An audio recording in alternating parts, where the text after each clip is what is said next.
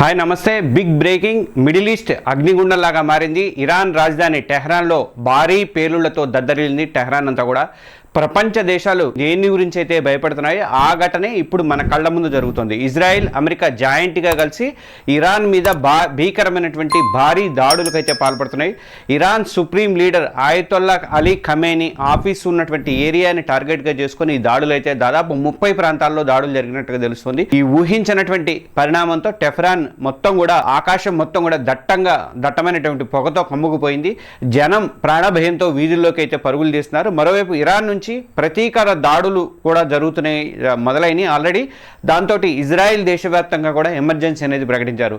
అసలు టెహ్రాన్లో ఏం జరుగుతుంది, ఈ దాడి వెనుక కారణాలేంటి, ఇరాన్ సుప్రీం లీడర్ ఖమేనీ క్షేమంగా ఉన్నారా, రాబోయేటువంటి పరిణామాలు ఎలా మారబోతుంటాయి, వీటన్నింటినీ కూడా ఈ వీడియోలో విశ్లేషిద్దాం. Please subscribe Telugu journalist channel. ఇరాన్లో ఏం జరిగింది అంటే ఇవాళ అంటే ఈ శనివారం మధ్యాహ్నం మిడిల్ ఈస్ట్ హిస్టరీలోనే మోస్ట్ పవర్ఫుల్ డేంజర్ చాప్టర్ అయితే స్టార్ట్ అయిందని చెప్పాలి. ఇజ్రాయెల్ డిఫెన్స్ ఫోర్సెస్ ఐడిఎఫ్ కానీ యునైటెడ్ స్టేట్స్ ఆర్మ్డ్ ఫోర్సెస్ ఈ రెండూ కలిసి ఒక భారీ సైనిక ఆపరేషన్ అయితే చేపట్టినాయి. కొన్ని మీడియా కథనాల ప్రకారం ఇజ్రాయెల్ ఈ ఆపరేషన్కి ఆపరేషన్ రోరింగ్ లైన్ అని పేరు పెట్టినట్లు కూడా తెలుస్తుంది. ఈ ఆపరేషన్ లక్ష్యం ఒకటే, ఇరాన్ అణు అండ్ క్షిపణి సామర్థ్యాన్ని పూర్తిగా దెబ్బతీయాలన్నది. దాంతో తమ దేశానికి పొంచి ఉన్నటువంటి ముప్పుని తొలగించుకోవాలని చెప్పేసి భావిస్తోంది. టెహ్రాన్ లోకల్ టైం ప్రకారం మధ్యాహ్నం టైంలో టెహ్రాన్లో ఉన్నటువంటి కీలక ప్రాంతాల్లో వరుసగా పేలుళ్ళు అయితే సంభవించినాయి. దాదాపు 36 ప్రాంతాల్లో సంభవించినట్టుగా అయితే తెలుస్తుంది. ఇజ్రాయిల్ F-35, F-15 ఫైటర్ జెట్లు, తర్వాత అమెరికాకు చెందినటువంటి F-22 ర్యాప్టర్లు ఇవన్నీ కలిసి ఇరాన్ ఆకాశంలోకి అయితే చొచ్చుకుపోయినాయి. టెహ్రాను, ఇస్ఫహాను, ఖోమ్ ఈ 3 నగరాలలో అణు కేంద్రాలు, తర్వాత బాలిస్టిక్ క్షిపణి ప్రయోగ కేంద్రాలు, కమాండ్ సెంటర్లు వీటి మెయిన్ టార్గెట్గా తెలుస్తోంది. ఇంటర్నేషనల్ మీడియా ప్రకారం ఉత్తర టెహ్రాన్లో ఉన్నటువంటి అత్యంత కీలకమైనటువంటి షెమిరాన్ జిల్లాపై భారీ సంఖ్యలో మిస్సైల్స్ అయితే విరుచుకుపడ్డాయి. ఇక్కడే ఇరాన్ అధ్యక్ష భవనం ఉంది, జాతీయ భద్రతా మండలి ఉంది, అలాగే సుప్రీం లీడర్ అలీ ఖమేనీ అధికారిక నివాసం కూడా అక్కడే ఉంది, ఆఫీసులు కూడా అక్కడే ఉన్నాయన్నమాట. అమెరికాకు చెందినటువంటి USS Gerald R Ford, USS Abraham Lincoln already విమాన వాహక నౌకలు అక్కడ సముద్ర జలాల్లో మకాం వేసున్నాయి. వాటి నుంచి కూడా ఈ అటాక్స్ అనేది జరిగినట్టుగా తెలుస్తుంది. దాడి జరిగిన వెంటనే ఇజ్రాయెల్ రక్షణ మంత్రి ఒక ప్రకటన చేశారు. ఈయన ఏమంటారంటే, ఇరాన్ నుంచి మా దేశానికి ఉన్నటువంటి ముప్పుని పర్మనెంట్గా టెర్మినేట్ చేయడానికి, తొలగించుకోవడానికి ఈ కఠినమైనటువంటి దాడిని చేశామని చెప్పేసి ఆయన అన్నారు.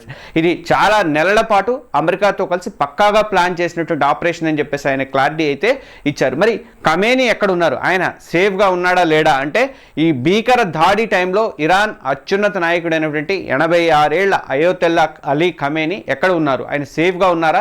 ఇప్పుడు ప్రపంచం మొత్తం కూడా ఇదే అడుగుతుంది. దాడులు నేరుగా ఆయన ఆఫీస్ కాంప్లెక్స్ దగ్గరలోనే జరగడంతో ఆయన భద్రంగా ఉన్నారా అన్న దాని మీద అయితే చర్చ అయితే నడుస్తుంది. అయితే రాయిటర్స్ లాంటి ప్రముఖ అంతర్జాతీయ వార్తా సంస్థలు చెప్పిన ప్రకారం ఏంటంటే, దాడి జరగడానికి కొన్ని గంటల ముందే ఇరాన్ భద్రతా వర్గాలు ఖమేనీని అయితే వార్నింగ్ ఇచ్చినాయట. గత కొన్ని రోజులుగా పశ్చిమ దేశాల్లో ఉద్రిక్తతలు పెరుగుతుండటంతో ఆయన పబ్లిక్ ఈవెంట్స్ కూడా చాలా దూరంగానే ఉంటున్నారు. దాడికి ముందే ఆయన Islamic revolutionary guard corps IRGC special team ఆయన టెహ్రాన్ నుంచి ఒక అత్యంత సురక్షితమైనటువంటి రహస్యమైనటువంటి బంకర్లోకి తరలించినట్లుగా అయితే తెలుస్తుంది. అందువల్ల ఖమేనీ ప్రాణాలతోనే సురక్షితంగా ఉన్నారని చెప్పేసి సమాచారం. కానీ ఆయన అధికార కేంద్రంపై, ఆయన ఆఫీస్ కాంప్లెక్స్ దగ్గర జరిగినటువంటి ఈ దాడి ఇరాన్ యొక్క పాలనా ప్రతిష్టకైతే పెద్ద దెబ్బగా భావిస్తుంది. ఇది ఇరాన్ ప్రభుత్వానికి తీరని అవమానం అని చెప్పేసి అంతర్జాతీయ విశ్లేషకులు అయితే అంటున్నారు. అయితే ఇంత జరుగుతున్నా మరి ఇరాన్ ఖాళీగా కూర్చుందంటే వెంటనే ప్రతీకార దాడులు కూడా స్టార్ట్ చేసింది. యుద్ధం మొదలు పెట్టింది మీరు, కానీ ముగింపు ఇచ్చేది మాత్రం మేమే అంటుంది. ఇజ్రాయెల్ అమెరికా మీద దాడుల మీద ఇరాన్ ఫస్ట్ రియాక్షన్ అయితే వచ్చింది. చెప్పినట్లుగానే ఇరాన్ దాడులు జరిగిన గంటల్లోనే ఇరాన్ ప్రతీకార చర్యలు అయితే స్టార్ట్ చేసింది. Islamic revolutionary guard corps IRGC వాళ్ళు కానీ తమ బాలిస్టిక్ క్షిపణులు, ఆత్మాహుతి డ్రోన్లతో ఆల్రెడీ ఫస్ట్ స్టేజ్ దాడులను అయితే స్టార్ట్ చేశారు వాళ్ళు. ఇజ్రాయిల్, గల్ఫ్ దేశాల్లో ఉన్నటువంటి అమెరికా సైనిక స్థావరాల మీద వీటిని ప్రయోగించారు. ఇరాన్ క్షిపణులతో ఇజ్రాయిల్ ఆకాశం మొత్తం కూడా దద్దరిల్లిందంటున్నారు. జెరూసలంతో పాటు దేశవ్యాప్తంగా ఎయిర్ రైడ్ సైరన్లు అయితే మోగినాయట. ఇక ఇజ్రాయిల్ ఐరన్ డోమ్ కానీ, డేవిడ్ స్లింగ్ లాంటి అత్యాధునిక ఎయిర్ డిఫెన్స్ సిస్టమ్ను పూర్తి స్థాయిలో యాక్టివేట్ అయితే అయినాయి. తమ వైపు దూసుకొస్తున్నటువంటి చాలా క్షిపణుల్ని గాల్లోనే పేల్చేస్తున్నామని చెప్పేసి ఇజ్రాయెల్ అయితే ప్రకటించుకుంది, ఐడిఎఫ్ ప్రకటించుకుంది. అయినా ఇరాన్ సెకండ్ స్టేజ్ అటాక్స్ కూడా ప్రారంభించటోటి ఇజ్రాయెల్లో తీవ్ర టెన్షన్స్ అయితే కనిపిస్తున్నాయి.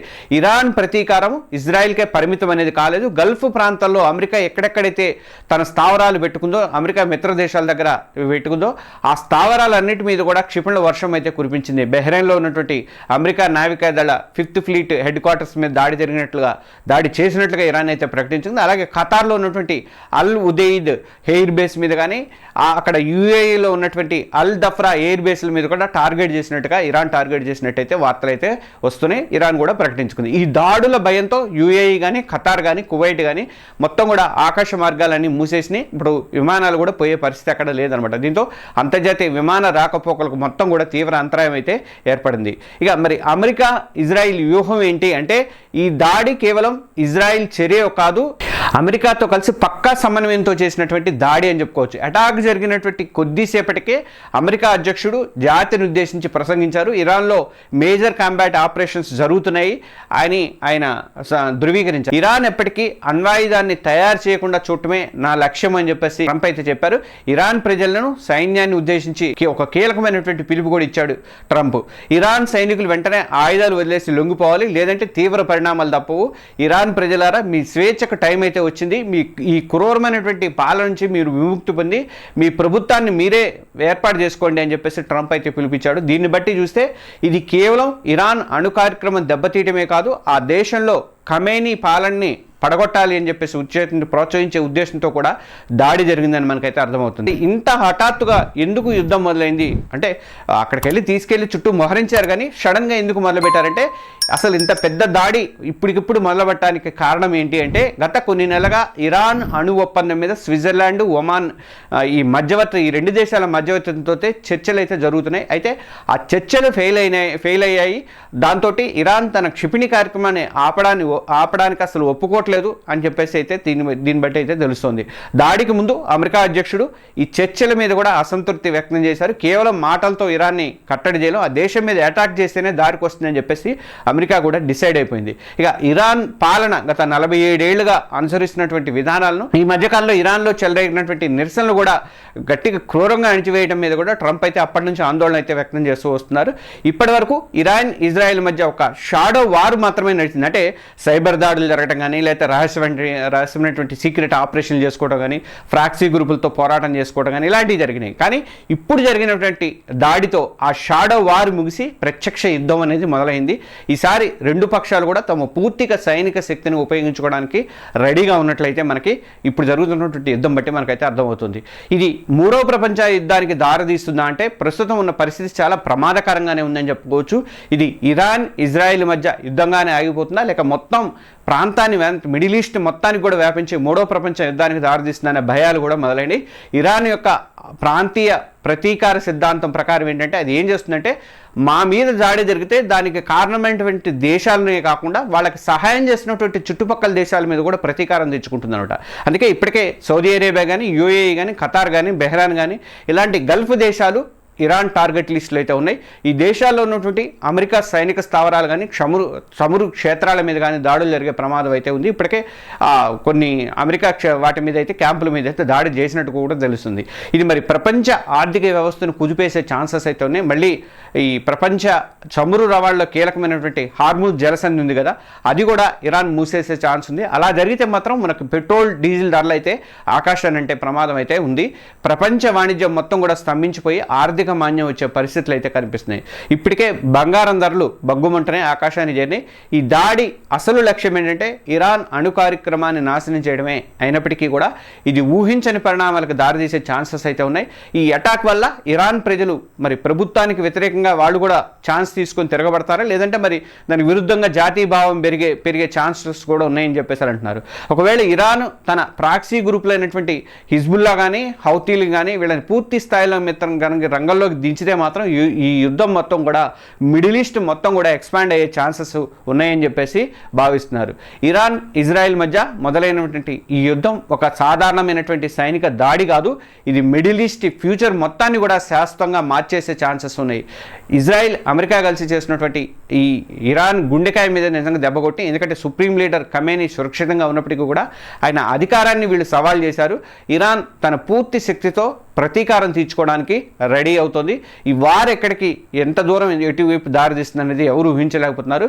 పరిస్థితి అయితే నిమిషానికి మారిపోతూ ఉంది ఇప్పుడు చూస్తున్న పరిస్థితిని పెడితే. మరి ఈ భీకరమైనటువంటి దాడి మీద మీ అభిప్రాయం ఏంటి? ఈ వార్ తర్వాత ఇరాన్లో పాలన మారే ఛాన్స్ ఉందా, లేకపోతే ప్రపంచం మొత్తాన్ని కూడా ప్రమాదాల్లోకి నెట్టేటువంటి పెద్ద యుద్ధానికి ఏమైనా కారణమవుతుందా? మీ ఆలోచనల కింద కామెంట్స్లో తప్పకుండా పంచుకోండి. ఈ అంశం మీద మరిన్ని తాజా అప్డేట్స్ కోసం మా ఛానల్ని, తెలుగు జర్నీ ఛానల్ని సబ్స్క్రైబ్ చేసుకోండి, బెల్ ఐకాన్ కూడా ప్రెస్ చేయండి. మేము ఎప్పటికప్పుడు దీనికి సంబంధించినటువంటి లేటెస్ట్ ఇన్ఫర్మేషన్ మీకు అందిస్తూ ఉంటాను. Thank you.